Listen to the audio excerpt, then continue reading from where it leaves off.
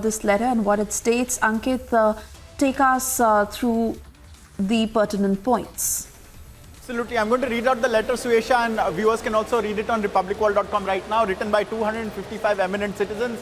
It is addressed to the Honorable President of India, to Rashtrapati Bhavan, subject Bharat First, call for decisive action against a NewsClick. And it says, respected Rashtrapati ji, we are writing this letter as Indians who are deeply pained by the anti-India agenda originating from fake news peddlers and vested lobbies. A recent investigation by the New York Times exposing the news portal NewsClick as an organization funded by millionaire Neville Roy Singham at the behest of China is the cause at the center of our pain and anguish.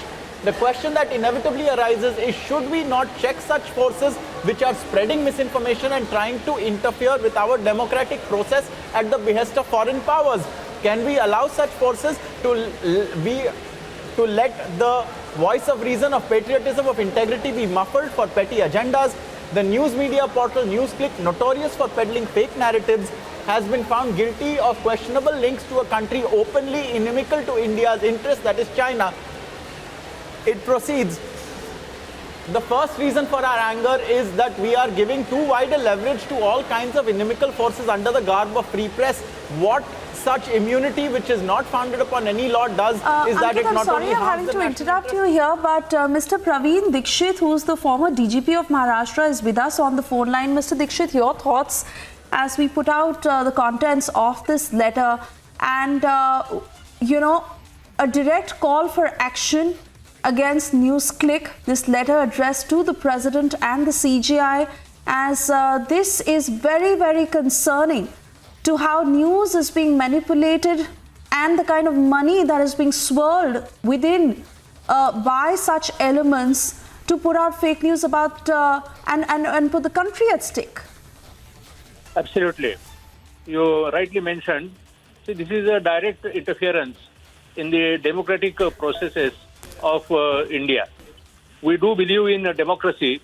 That does not mean that we permit any interference by outside powers, and particularly the inimical powers such as China, through some persons calling themselves as the journalists. Now, this is a NewsClick. It appears to be working at the behest of Singham, who is getting money from China, directly interfering with the democratic processes in India.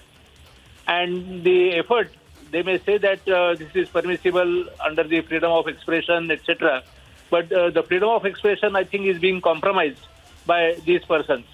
And therefore, this requires immediate intervention, not only by India, but also, I would say, by persons who are in authority in the United States, because this person might be staying in the US, but he is working at the behest of China.